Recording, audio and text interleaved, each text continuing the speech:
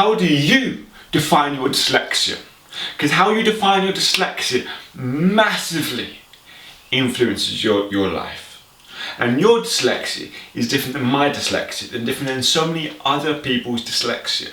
Because I see so many people all the time that hate their dyslexia and think it's limiting them and all this sort of thing. But I want to get to the point and get to the main thing, is that redefine our own dyslexia. So many people nowadays get so politically correct and believe what people tell them about themselves all the time. And I am here to tell you, no one on this planet knows you better than yourself. No one on this planet can tell you who you are better than your own self. Because so many people can diagnose you and saying you're dyslexic, that means you go in trouble doing this, that means that's how your brain works, this means this is what you can do, this means what you can't do. A lot of people tell you that things. But in this video we want to get to realising that so many people tell us those things, especially going through school, especially going through life, saying you're dumb, you're stupid, you're retarded, you're different. And things we believe ourselves. We believe ourselves that we're retarded, we're different, that we're strange. But so many people believe that, they've been told that. But in this video I want you to get to realise yourself that you don't have to believe that, and get with it and realise that you don't have to believe that you're stupid, you don't have to believe negative things about yourself, and you can redefine your dyslexia now, today, right here. You can redefine who you are, you can redefine your dyslexia, but it starts with realising throughout our lives we've been told who we are, we've been told what we're good at, we've been told what we're not good at. We've been told that a lot, and oftentimes we take it in and we believe it. We believe that we're good at, we believe this is who I am, we believe we're dumb, we believe we're smart, we believe we're good at this, we believe we're not good at that. Because what other people tell us, because there's so many times, isn't there? Think about it in your own life. Think about it in your own life when people talk to you, when people tell you who you are, when people tell you what sort of person you are, what you're good at, what you're not good at, what you should go towards and what you shouldn't try. Those people told you that, haven't they?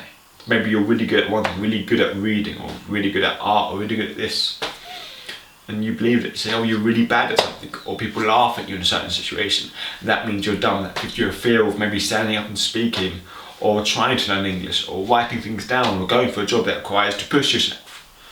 You've got all these fears in yourself, isn't it true?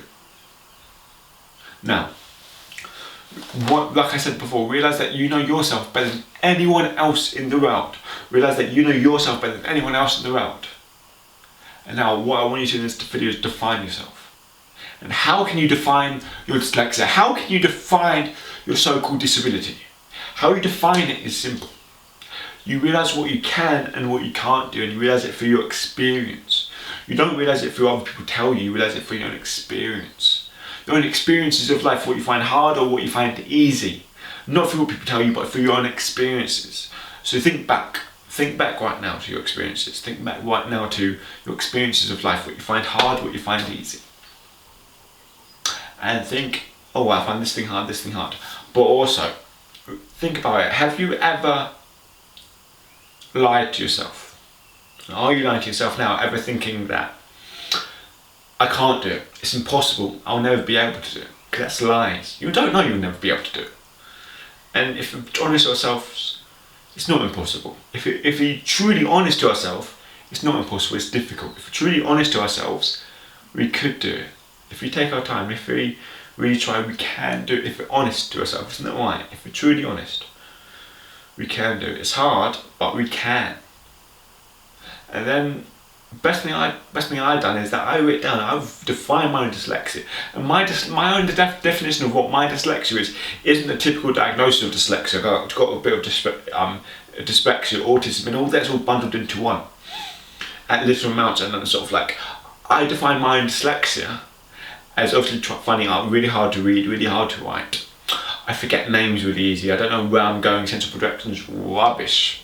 And I talk really fast, and I think really visually, and also I find it really hard to socialise in social situations more than one person. And also I find it really hard to talk about things that I'm not interested in. I find it incredibly, almost impossible really, and I can often say things that may say things that I don't mean to be rude, but also are really rude in a lot of circumstances. And little things like that, I often realise I make mistakes in over and over again. And there's certain things I find difficult, but also my gifts.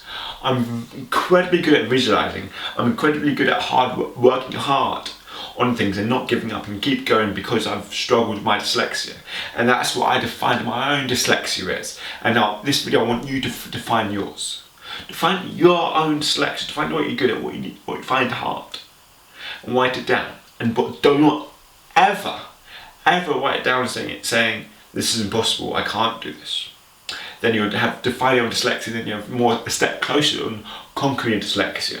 Listen guys, if you want to know more about this, because I've written my whole book about all the steps of conquering dyslexia, so you can really take charge of it. It's in my book, Conquering Dyslexia.